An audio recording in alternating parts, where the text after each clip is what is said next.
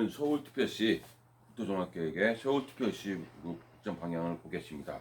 이 페이지 서울특별시 방향이 있거든요. 거기서 페이지를 보면은 하나씩 1페이지부터 맨 앞에 표지가 1페이지, 여기가 1페이지라고 보시면 될 거예요. 여기 1페이지입니다. 1페이지부터 이제 다음 장 2페이지 보겠습니다.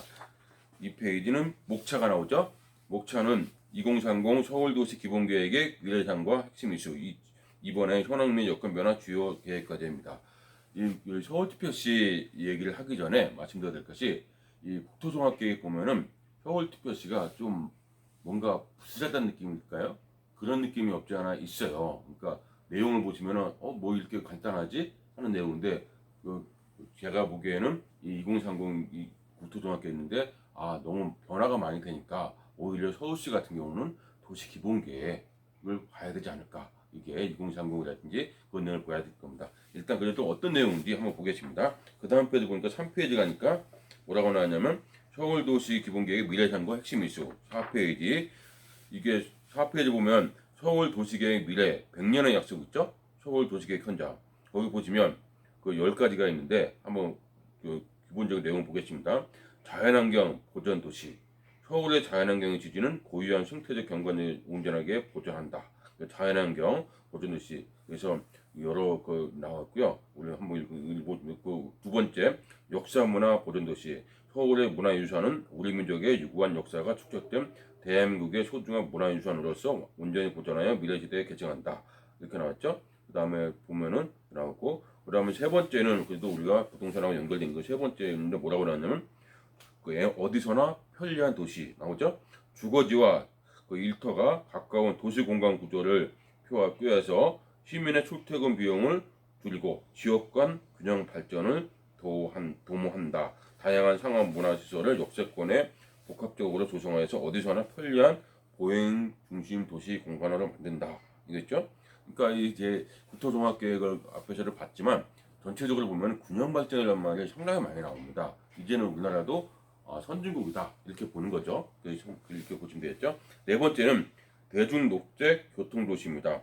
시민 모두의 이동권을 보장하고 환경오염과 교통 혼잡을 줄이기 위해서 대중교통을 중심으로 한 도로 및 교통체계를 만든다. 그러니까 보행 자전거 등을 이렇게 가량히 조성한다. 대중 녹색 교통 도시라는 거 이거 있고요. 그 다섯 번째는 생활 안전 도시. 이거는 생활적으로 도시계획으로 해서 생활 안전 도시를 만든다. 이게 점점점 위험관리 시스템이라든지 범죄라든지 살기 좋은 동네를 만들겠다 이렇게 했죠. 그다음 오른쪽에 보니까 친환경 에너지 절감 도시.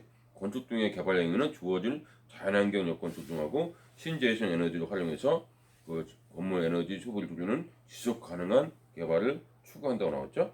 일곱 번째는 도화로운 경관 도시. 서울의 자연환경, 역사환경과 어우러지며 주변 건축물과 조화. 주변 건축물과 조화. 이게 어떻게 보면 서울의 큰 역할이라고 보면 되겠죠. 큰 역할 무슨 얘기냐면 이전 예전처럼 중구난방으로 건설을 하는 게 아니라 이제 미관도 경관도 좀 관심을 갖겠다 이 얘기죠. 그다음 장소성의 도시 이렇게 나오죠. 서울 각지의 고유의 특성과 공동체의 기억을 보호해서 장소의 다양성을 유지한다. 그 특화된 지역 발전을 도모한다. 이렇게 나오죠. 참여와 소통의 도시. 그래서 도시계획의 수립 과정에 모든 시민이 자발적 중으로 참여와 소통 도시. 그 다음에 열 번째 배려와 공존의 도시 이렇게 있죠. 이게 도시계획 헌장이니까 이거는 가볍게 한번 보시면 될 것 같고요. 이렇게 그 다음 5페이지 보면은 미래상과 핵심 이슈가 나옵니다. 2030 서울의 미래상 소통과 배려가 있는 행복한 시민도시. 그러니까 복지, 교육, 여성, 그러니까 사람 중심 도시, 산업 일자리, 글로벌 상생 도시, 그 다음에 즐거운 문화 도시, 그 다음에 안심 도시, 주민 공동체 도시. 여기서 한번 좀 보시면 되겠죠. 별다른 제가 얘기할 건 없을 것 같고요. 넘어갔습니다. 그 다음 6페이지 보면 현황 및 여건 변화 나오죠. 그 다음에 이제 7페이지 보니까 고령 인구 및 1, 2인 가구의 증가. 이게 고령 인구, 이게 고령 인구랑 1, 2인 가구가 증가한다는 거죠. 1, 2인 가구가 증가. 이거는 그 국토종합계획의 전체 앞에 큰 그 종합계획에서 말씀드렸지만 이거는 필연적으로 늘어날 수밖에 없는 구조예요. 그래서 1, 2인 가구가 증가된다는 얘기는 뭘까요? 세대수가 별도로 이제 들어가는 거죠. 세대수가 별도 독립한다는 얘기인데, 그러니까 뭐일까 어떤 부동산 얘기는 1, 2인 가구가 증가하고 고령 인구가 증가하니까 주택 수는 계속 부족하다. 이런 논리를 펴시는 것도 없지 않아 일리가 있는 말입니다. 그래서 주택 부족 현상은 어쩔 수 없이 진화형이다. 이렇게 되죠. 그래서 1, 2인 가구가 증가되기 때문에 그래서 어떻게 됐냐면 2030년 서울시는 고령 인구가 22.9%래요. 그래서 초고령 사회에 진입한다고 합니다. 1, 2인 가구는 뭐였어요? 2030년에 거의 61%. 그럼 이것만 해도 몇 프로일까요? 80%죠?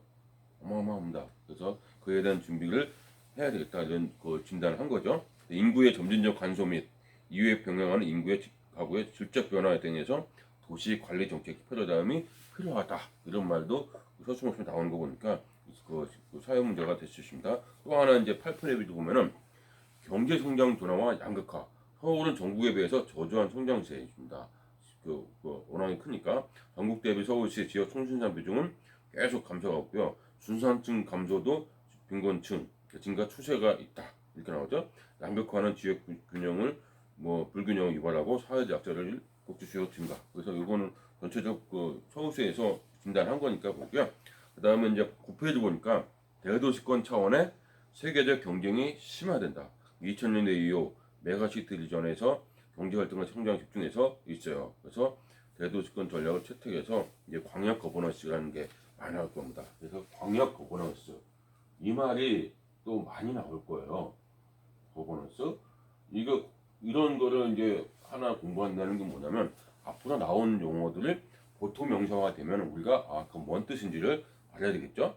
그래서 대도시권 전략을 채택한다. 그래서 나오죠. 밑에 세 번째 보니까 서울 대도시권은 기업 활동 및 경제 분야 수준은 높지만 정치 참여 이런 거는 좀 개선 여지가 있지 않느냐. 인적 자원, 지식 기반, 문화교류, 사회주 등 개선자가 있고 수유도시여서 역할을 필요한다. 이렇게 있죠. 이것도 제가 별리했고요. 10페이지 보면은 기후 변화에 따른 자연재해가 증가. 이게 환경이라든지 기후 변화 아주 민감합니다. 그렇죠? 그거에 따라서는 자연재해 증가니까 어떤 변화를 가져야 되겠다 이렇게 얘기해 볼 거고요. 그 다음 페이지 보니까 11페이지 보면은 뭐라고 하나 11페이지 보면 이게 이제 우리하고 조금씩 부동산 관련된 얘기인데 볼게요. 개발 가용지 부족.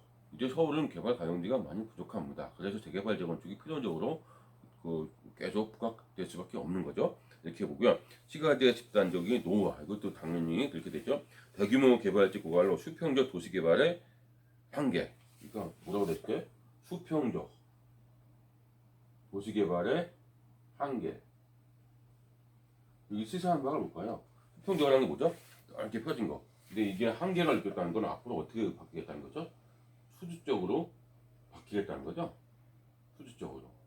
이렇게 하겠다는 얘기가 종종 나옵니다. 그러니까 뭐예요? 옆으로는 한정되니까. 그죠? 그러니까 국토종합계획을 어떻게 앞에 기억에서 뭐라고 했냐면 옛날에 이게 땅이 있으면은 어떻게 됐을까요? 수평 개발 한계가 있으니까 어떻게 옛날에는 여기도 짓고 다 빽빽하게 지었어요. 이렇게 지었다면은 앞으로는 어떻게 된다는 거예요? 앞에 여기를 집중적으로 똑같이 있는 여기를 높게 올리고, 그렇죠? 수직적으로 높게 올리고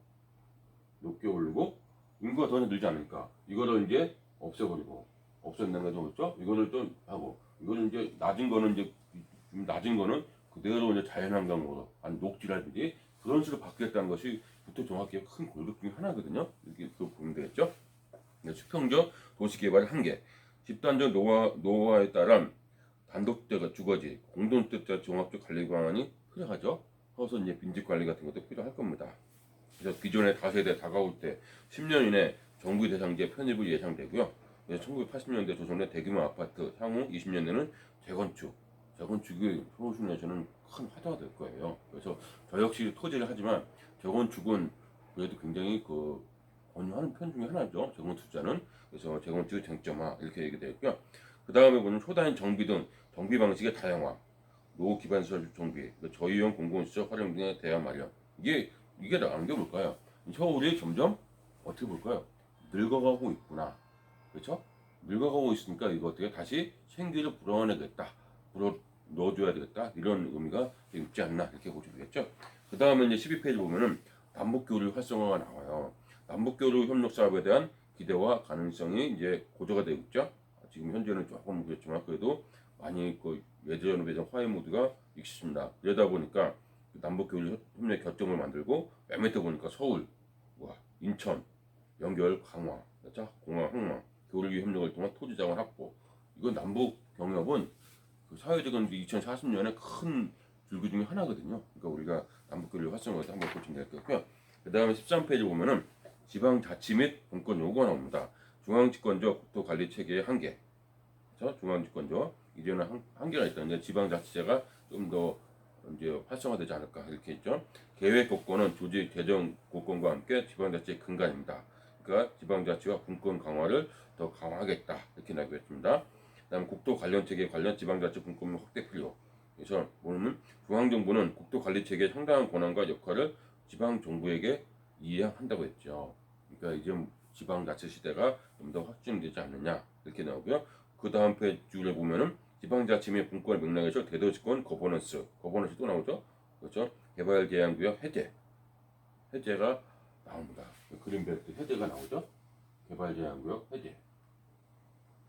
그러니까 그린벨트가 해제라는 얘기는 뭐 보존도 있지만 해제에 대한 그 논의가 필요할 겁니다. 왜? 그린벨트가 아시겠지만 토지 이제 실무가에서 두꺼운 그 책에서 보겠지만 어때요? 그린벨트는 위치가 좋거든요. 위치가 좋다는 얘기는 언제든지 거기가 풀리기만 한다면 상당한 그 파급 효과가 있기 때문에 그린벨트 투자를 많이 하시는 분도 있어요. 그래서 그린벨트에 대해서는 나중에 다시 그 플랜 B 전략에서 다시 보겠고요. 그다음 14페이지 보면은 균형 발전 및 도시 재생 요구 나오죠. 저성장 시대 개발 이익에 의존한 도시 정비 방식은 한계가 있습니다. 그러니까 개발 이익에 의존한 도시 정비 방식. 그래서 상당수 해제 및 도시 재생을 다시 추진하고 젠트리피케이션이나 도시 재생 지속 가능성 문제 계속 발생하죠. 강남 위주의 그 다음에 서울시 공간 구조 개편, 그렇죠? 영동 부수심, 그 다음에 수도시 신도시 개발, 광철순이 동남 유상 역전됐죠. 그래서 이 강남 간의 주택 불균형이 문제 심화된다. 이렇게 나오죠. 그 다음 페이지 보니까 도시 재생과 균형 발전에 대한 시민 요구에 부응한 대안 마련 필요, 지속 가능한 도시 정비와 재생을 위한 인적, 물적, 재정적 지원을 방안 마련하고 고용 중심지 육성을 통한 균형 발전 기틀을 마련하겠다. 균형 발전을 통하겠다. 이거죠? 제가 그런 거 없습니다. 그다음 15페이지 보면은 정보 기술 발전과 스마트 시티 지향, IT 기술과 인프라의 금속화한 발전 이렇게 나오죠. 그래서 스마트 기술은 시범 사업 중하고요. 그 다음 페이지 보면 스마트 시티 국토 전략은 주로 신도시 개발을 계기로 참여질 형식에 있어요. 그 스마트 시티라는 것이 이제 뭐냐면 첨단 산업으로 우리가 가야 되는 거거든요. 2040 국토 종합계획 큰 골반 중에 골격 중에 하나가 이 스마트 시티입니다. 그래서 이것도 우리가 한번 눈여겨봐야 될 것 같고요. 그 다음에 16편을 볼게요. 여기까지는 기본적인 개념이니까 서울시가 진단하는 거니까 이제 앞으로 어떻게 진행하겠다. 그러니까 이 국토종합계획 자세히 보면은 진단하고 앞으로 방향 어떻게 했다 이 얘기예요. 이게 따로 이렇게 시간 내에 공부한다는 건 쉽지 않거든요. 그래서 지금 할 때 공부하시면 좋을 것 같아요. 그 다음에 이제 16페이지 보면은 주요 계획까지 17페이지 보니까 남북협력시대 대한민국 중심도시여서 서울의 국가적 위상과 역할을 정립, 통일한국의 중심도시를 위한 준비, 그죠? 그래서 남북 교류 확대를 위한 공간 준비, 서울역을 중심으로 한답니다. 그래서 서울역 중심으로 유라시아 철도래요. 유라시아 철도 우리가 봤잖아요. 유라시아 철도 뭐야? 강호추, 그죠? 강호추 받고 여기서부터 출발하고 부전역 출발해서 어디로? 유라시아, 그죠? 그 다음에 여기 목포에서 출발해서 강원 쪽에서 유라시아. 서울도 유라시아. 아니면 서울은 통해서 가겠다. 그 얘기죠. 유라 철도를 연결한다. 서울역의 지상과 하부 공간 주조로 그러니까 서울역 유라시아는 좀 먼 얘기지만 우리가 그래도 한번 전체적으로 남북 통일에 대해서 우리가 얘기하면 될 것 같아요. 기술 산업 발달 등 변화에 따른 한반도 공간 변화 예측 이렇게 나오고요. 두 번째는 국제 경쟁력 강화를 위한 기능 및 공간 정비, 국제적 경쟁 거점 장비, 그 국제 게이트웨이 기능을 강화, 4차 산업혁명 시대의 일자리 거점, 그래서 국제 수준 교통 인프라 이렇게 나오죠. 그다음에 서울과 지방의 균형 발전 나오죠. 균형 발전은 앞에서 말씀드렸듯이 2040 국토종합계획의 큰 테마입니다. 그래서 꼭 기억하셔야 될 것 같아요. 그다음에 18페이지 보겠습니다. 스마트 시티 그래서 나오죠. 데이터 기반 스마트 시티 서울을 구현하겠다 이렇게 나와요. 그래서 스마트 시티 도시 데이터 시스템 구축, 데이터 활용 활성화, 빅데이터 기반 정책 연구 수행 이렇게 나오죠. 이렇게 나오고, 그다음에 신규수를 창출을 위한 혁신 공간 구조, 거점별 신산업 중심으로 투자, 혁신을 선도할 앵커 조성, 지원기는 직접, 혁신 성장 펀드 및 RD 자금 집중 투자 이렇게 나오죠. 지역이 나와서 우리가 그 국토종합기 보면 지역을 중심으로 많이 봐야 되거든요. 거기는 서울시는 처음에 지역 나왔네요. 구로, 가삼, 디지털 산업단지의 산업 집단 촉진과 중공업 지역을 관리하겠다. 그러니까 구로, 가산이 나왔어요. 그렇죠? 구로, 가산은 디지털 산업단지로 집중을 하겠다. 이렇게 나오죠. 연구 개발에 필요한 산업 기반 시설 확충, 복합 용도 개발 유도, 공업 및 문화시설 확충으로 새로운 관리 방식 중요하고 중공업 지역을 총량 관리 대구를 한대요. 그렇죠?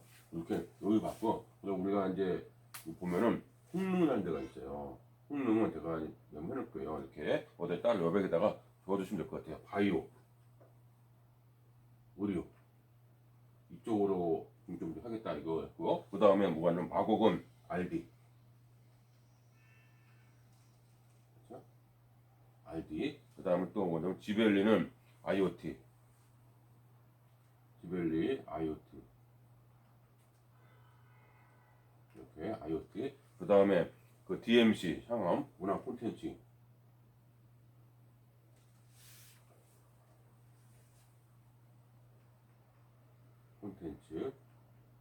그렇죠?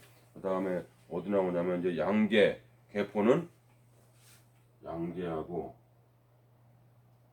개포는 개포. 여기는 뭐냐면 그 빅데이터 AI 빅데이터.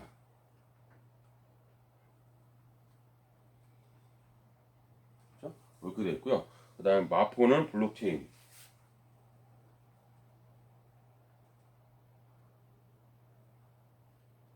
그다음 핀테크.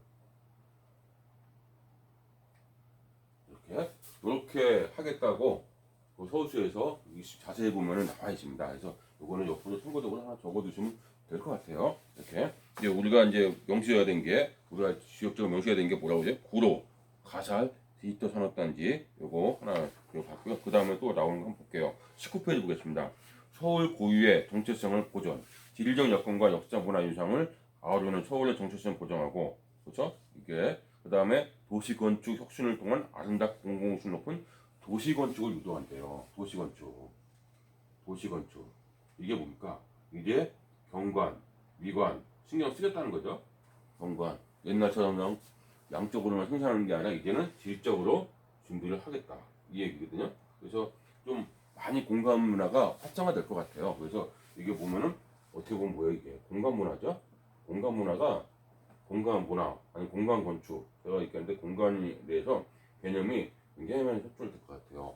또 제가 많이 느껴보는 게 이제 코로나 시대이다 보니까 이제는 뭐예요? 원택트 시대가 많이 활성화됐잖아요. 대세가 돼 있고 그러다 보니까 공간 문화가 더더욱 이제 활성화될 것 같은 그런 분위기가 조성되고 있습니다. 이렇게 했고요. 거기 보니까 이제 도시 79페이지 다 19페이지 다시 오면 도시 건축 혁신 방안 도입하고 선제적인 공공 기획 단계 정기적 도시 설계, 그렇죠? 현장 설계나 공공 건축과를 활용해 건축 디자인 많이 나오죠? 이거 이제 많이 꾸민다 이렇게 보시면 될 것 같아요. 20페이지 보겠습니다. 20페이지 공원 나오죠? 공원 녹지 체계 강화와 뭐라고 하는 개발 제한 구역의 합리적인 관리 나오죠? 그래서 공원 녹지 네트워크 강화, 도시화로 인한 기능적 공간적으로 단절되거나 훼손된 녹지 지역을 연결 복원하고 수도권 지역의 주요 산맥과 연결한 광역 녹지 네트워크를 강화하겠다. 이렇게 나오고 미집행, 장기 미집행 공원 시설이죠. 도시 자연공원으로 지정해서 기능을 계속 유지하겠다. 제가 이제 블로그에도 많이 올렸지만 장기 미집행 공원이 처음에 상당히 연구를 많이 해서 굉장히 어떻게 보면 블루오션으로 생각했는데 생각보다 많이 줄어들었죠. 그 줄어든 이렇게 미집 공원 시설은 뭐라고요? 도시자연공원구역으로 지정해서 계속 기능을 유지하겠다. 이게 굉장히 막강한 공원입니다. 도시자연공원구역이 이게 또 절대 또 보겠습니다. 그다음에 개발 이거는 한번 보셔야 되겠죠. 개발 제한 구역 보존 및 훼손은 최소야. 앞에서는 뭐라고 하죠? 개발 제한 구역을 같이 하겠다는데 우선 보면 원래 개발 제한 구역 보존을 원칙으로 하되 개발 지역 해제 이거 보죠. 주택코스 100호, 호수밀도 1헥타르당 20호. 1헥타르 기억나시죠? 100m, 100m, 20호 이상은 주택 추락, 임대주택 권리, 추모공원 등 공적 목적에 부합하는 경우 한해 제한적으로는 개발. 이렇게 그 다음에 소규모 단절 토지, 경계선 관통대지 등의 별도의 조정 기준에 따라 합리적으로 조정하되 지지구 단위 계획으로 통해서 어떻게든지 훼손을 최소화하겠다. 이게 나오죠. 소규모 단절 토지, 경계선 관통대지 여기 나오죠. 요 얘기는 그 마스터 책에 스크린 마스터 책에 있거든요. 그때 개발되는 것을 다시 정리할 겁니다. 그래서 이런 내용이 있다고 보시면 되겠고요. 그 다음에 이제 21페이지 볼게요. 21페이지 보니까 역세권 중심의 다해 도시 공간구조 형성 이렇게 나오죠. 요거는 우리가 이 서울시에서는 그 다른 지방자치하고 특히 서울시에서 요게 이 장이 그래도 우리가 그래도 부동산 쪽이니까 토지하고 개발적이니까 한번 여기를 가야 될 것 같아요. 뭐라고 나왔냐면 역세권 중심 다해 도시 공간구조 형성과 역세권 주시 중심의 다해 여러 개의 핵심이죠. 도시 공간구조 형성과 균형 발전을 하겠다. 이거는 의미한 바가 있습니다. 뭐라고 그랬냐면 다해 공간 구조가 형성과 중심지의 중심 기능을 강화 이렇게 나오죠. 중심지의 강화가 나와요. 거기 보니까 보면은 2030 서울 플랜의 중심지 체계는 뭐라고 나왔습니까? 3 도심, 그죠? 3도심, 그다음 7 광역 중심, 그 다음에 12지역 중심. 이게 뭐죠? 3, 7, 12? 뭐 어떤 식으로든 얘기해요. 3도심 요게 있어요. 3도심이 일단 메모해 주세요. 3도심이 뭘까? 거기면은 뭐냐면 한양도성. 한번 볼게요. 한양도성. 그 다음에 뭐라고 할까요? 여기 보면 강남. 그 다음에 영등포 하고 여의도. 이게 3도심이거든요. 이게 3도심 한양도선에 여기 인터넷상에서 요거 한번 검색하면 그림이 잘 나와 있어요. 한번 보시는데 이거 보고 3도심은 한양도선, 강남, 영등포, 여의도 이렇게 그리고 7광역중심은 7광역중심. 이게 또 뭐냐면 7 이제 중심이죠. 이게 뭐 어디냐면 용산. 그 다음에 어디냐면 청량리하고 왕십리. 요즘 핫하죠. 청량리하고 왕십리. 요거 그 다음에 청량리하고 왕십리 나왔고 그 다음에 뭐라고 나오냐면 창동, 청계.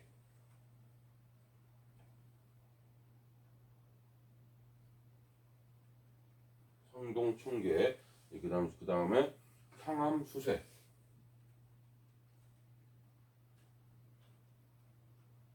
그 다음에 마곡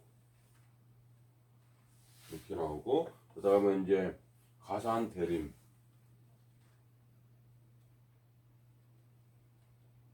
그 다음에 잠실까지 7개. 이게 7광역 중심입니다. 이렇게 나왔죠. 그 다음에 12지역 중심. 이게 어디냐면 거기 동대문. 그다음에 그 어디 성수. 그다음에 망우, 미아. 그다음에 연신내, 불광.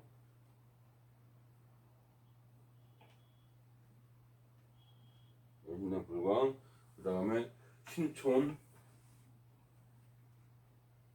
신촌. 그다음에 마포, 공덕. 이렇게 마포, 공덕. 그다음에 목동.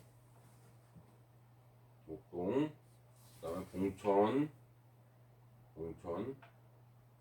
그다음에 사당, 이수. 그다음에 수서, 문정.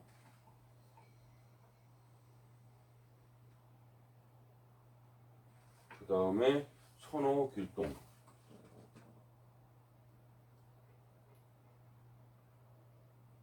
이렇게 상계, 이렇게 선호, 길동 이렇게 보시면 될 것 같아요. 그러니까 3도심, 7광역 중심, 12역 중심에 요게 그 제가 이렇게 쭉 나열했지만은 우리가 이제 어디를 많이 이제 인터넷상에 보면은 요게 많이 나와요. 3도심, 7광역 중심, 12역 중심. 요 지역들은 그래도 지역적으로 하나 있으니까 한 번씩 보시면 될 것 같아요. 이게 나중에 제가 이제 앞에서 계속 얘기했지만은 이 2040 이제 나왔잖아요. 막 아직 지금 코로나 때문에 2040 나왔는데 지금 원래 지금 뭐를 준비해야 될까요? 지자체별로 도시 기본 계획을 준비를 해야 돼요. 도시 기본 계획이 이제 준비를 해야 되는데 코로나 때문에 좀 늦어지는 것 같아요. 하반기나 내년 초에 나오겠죠? 그때 서울 도시 기본 계획 때 요 지역들은 한번 우리가 눈여겨 보면서 아 서울 도시 기본 계획이 나오겠다. 그래서 눈여겨 체크를 해야 되겠죠? 다시 보면은 함도심, 실광역 중심, 12역 중심으로 다액의 기능적 체계를 강조 2030 나오죠. 중심지별로 특화 육성과 중심지 간 기능적 연계를 통한 상생 발전을 유도하겠다. 이렇게 나오죠. 서울 대도시권 5개 생활 권역구 생활 중시 등 담당해야 도심, 광역 중심, 지역 중심은 서울시에서 전략적으로 관리하겠다. 이렇게 나오죠. 뭐 의미한 바를 생각하는 게 있겠죠. 그래서 주택 시장도 꽤 이 정도면 옮기지 않을까 싶네요. 이렇게 그래서 토지하고는 조금 서울은 토지는 워낙 비싸니까 조금 거리를 둬야 되지만 그래도 전체적으로 그려야 되기 때문에 본 겁니다. 역세권 중심의 두 번째 볼게요. 역세권 중심은 도시관리, 컴패티시티 이제 뭐요? 수직적으로 올라가겠다죠. 대중교통 중심 발전 이제는 뭐요? 앞으로는 뭐까지 나온대요? 위로 다니는 택시, 에어택시 그런 얘기도 많이 나오죠. 그래서 중심지간 직결 노선 확충으로 네트워크 연결성을 강화해서 도시 발전의 시너지 유도. 그래서 그 다음에 대중교통 접근성을 뛰어난 역세권은 주거, 비주거 기능은 그 입체 복합화해서 총통의 발생을 최소화하고 축주근전 수련은 컴팩트한 도시 구조를 지향하겠다. 역세권 중심. 그래서 제가 많은 그 아파트를 많이 물어보고 하는데 너는 아파트 만약에 분양을 한다, 뭐 한다 그러면은 무조건 역세권 중심으로 움직여가 이렇게 많이 얘기하는 편이에요. 분양에도 그만큼 뭐냐 중요하죠. 꼭 역세권만 중요한 게 아니라 요즘은 뭐 무슨 채권도 많이 나오잖아. 편세권, 편의점과 역세권이 같이 있는 거, 뭐 그런 거라든지 아니면 뭐 그 무슨 채권, 역세권 더블로 돼 있는 거 그렇게 우리가 알 수 있는 것이 우리가 중심을 보시면 될 것 같아요. 그 다음 페이지 보니까 22페이지 볼게요. 22페이지 저렴 주택, 생활 기반 확충을 동반한 도시 재생과 시민 주거권 신장. 그렇죠? 그 2040 국토종합계획 보면은 주택에 대해서 많이 없는데 그래도 소형 주택과 1, 2인 가구 주택에 대해서는 그래도 언급을 합니다. 그래서 보면 거기서 보니까 소득 대비 부담 가능한 주택 공급, 다양한 소형 주택 공급은 확대하겠다. 그 주택 공급은 많이 얘기했지만 이거는 확대하겠다. 그다음 주택 수급 관리 체계 우측 운영, 주기적 주기고 실태 조사에 따라서 정책 조정하고 주민 주도의 다양한 주거 정비 사업도 이렇게 하죠. 주민 주거. 그래서 대안제 정비 사업, 정비 사업 등 각종 개발사 공유적 공공성 가공 이렇게 나오죠. 지역 특성을 고려한 주거지 관리 체계 그죠. 그래서 정비구역 위주의 점진적 주거지 관리에서 벗어나 생활권 단위, 그래서 종합적 주거지 관리로 가지 않느냐. 그래서 도시개발 사업이 그래서 또 주목을 받는 것 같아요. 도시개발 사업도 역시 본 책에서 다시 보겠습니다. 그 다음에 23페이지 보면은 인프라 노후화 대비 성장에서 안전 기반서 정책 기조 전환. 그 인프라 지속적 안전 확보해서 국가자치죠 인프라. 그래서 개정제 준비해서 읽어보면은 아 앞으로 우리나라의 먹거리와 비전은 어떤 거다 이런 거죠. 적정의 투입의 국가자 차원 제도적 인프라 관리 이런 것도 있습니다. 그 다음 페이지 볼게요. 24페이지 지방 분권의 거버넌스 형성 계획 체계 구축. 이거 보면 실효적 대도시권 관리를 위해 대도시권 계획 체계로 전환. 이렇게 나오죠. 국가 경쟁력 제고와 국토 균형 발전을 위해서 측면에서 대도시권 단위 국토 정책이 중요하죠. 억대 대상으로서 수도권이 아닌 그 전체 계획적으로 간다. 이렇게 보시면 될 것 같아요. 이렇게 나오죠. 이것도 별다른 건 없겠죠. 그다음 25페이지. 그 서울시가 의외로 국토종합계획에서는 조금 약간 두루뭉술한 면이 있어요. 다른 지자체는 굉장히 디테일한데 많이 디테일하거든요. 근데 서울시는 좀 두루뭉술한 게 있는데 아무래도 국토종합계획보다 워낙에 서울시가 변화가 빠르니까 도시기본계획을 좀 더 봐야 되지 않느냐 이렇게 보시겠습니다. 그래서 보시고요. 25페이지 마지막으로 볼게요.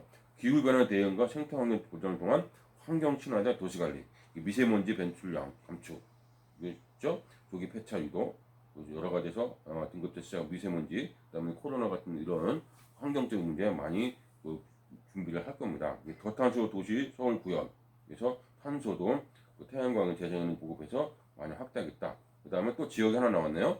마곡지구, 스마트 에너지. 아까 여기 구로 기사도 나왔지, 마곡도 나왔지 여기가.